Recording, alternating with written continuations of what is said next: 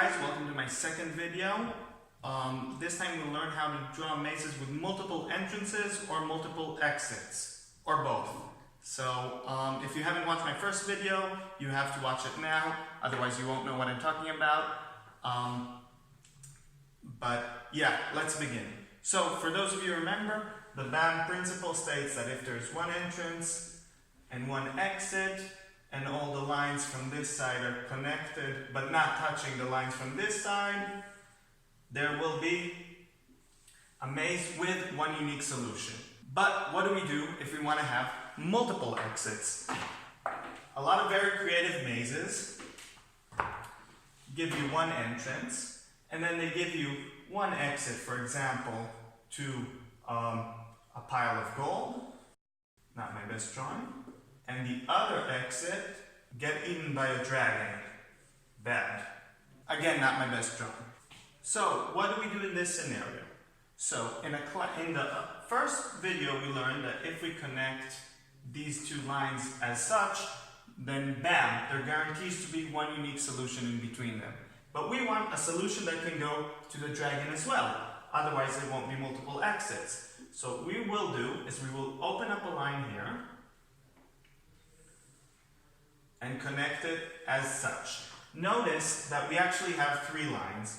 One is the outermost right border, the bottom line, and the left border.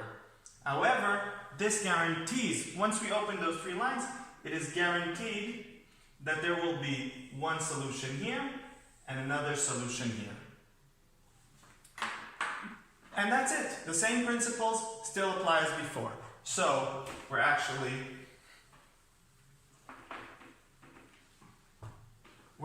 going to make the right border this large, the left border this large as well, and connect the line in between them. And now we can have as many incoming lines as we want without them intersecting. And we're guaranteed to have a solution for the gold and a solution for the dragon, because the space is still there in between.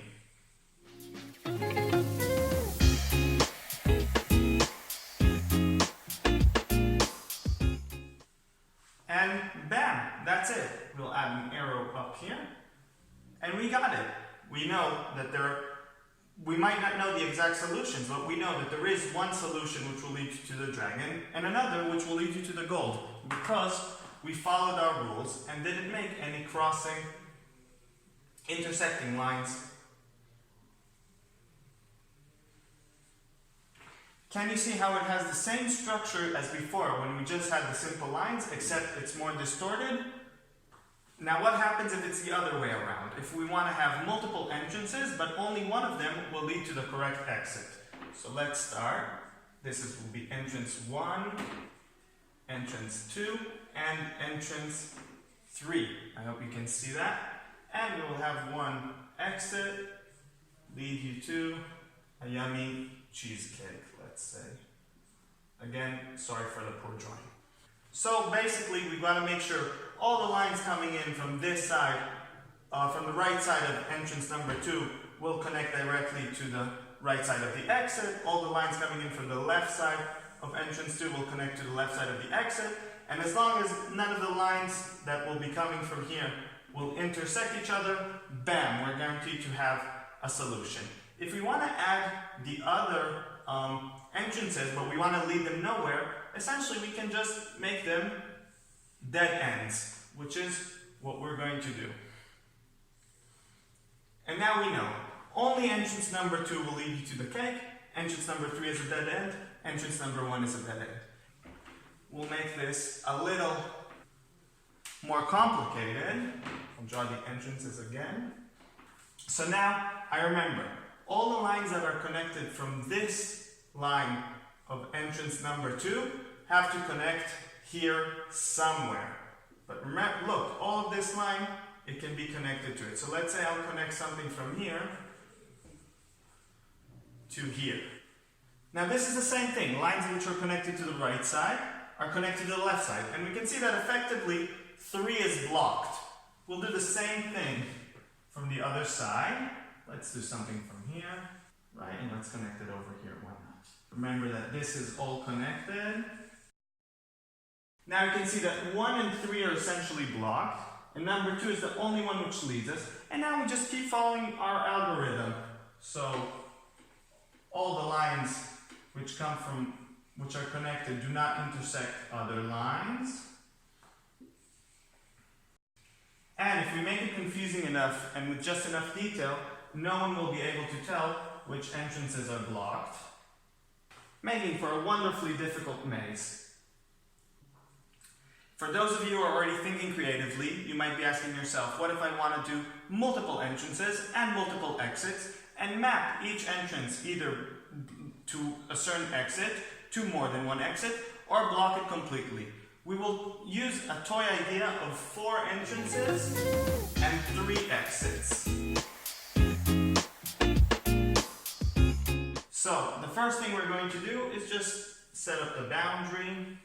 Obviously, the boundary doesn't need to be a square. The entrances don't have to be on top and the exits at the bottom. You can switch it all around. This is just for simplification purposes. Now, we do have to calculate beforehand which entrances do I want to go to which exits. So what I'm going to do is I'm going to block off entrance number 1. It will lead nowhere.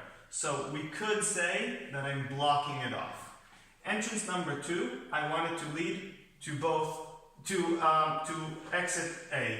So I'm going to have to block off like this. Entrance number 3, I'd like it to lead to both B and C. Remember, it's like a choice.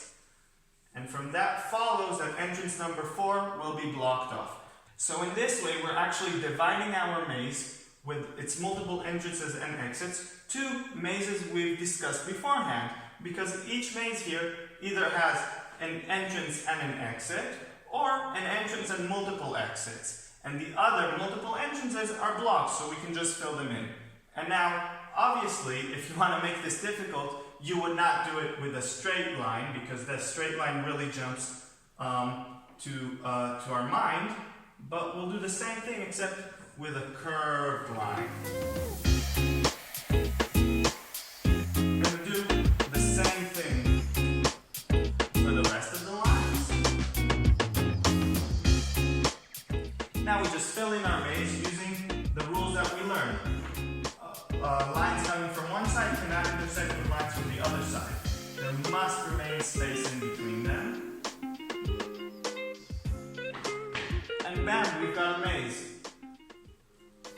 Alright, so don't forget to hit like, subscribe, follow me on Instagram. I will be posting more videos soon regarding more advanced techniques. And if you have any questions, write them in the comments below. And also, don't forget to tell me about your experience. Did you draw any maze? Did you have any difficulties? How did it turn out? If you'd like, you can also email me your maze at the email posted below. I'd love to see them.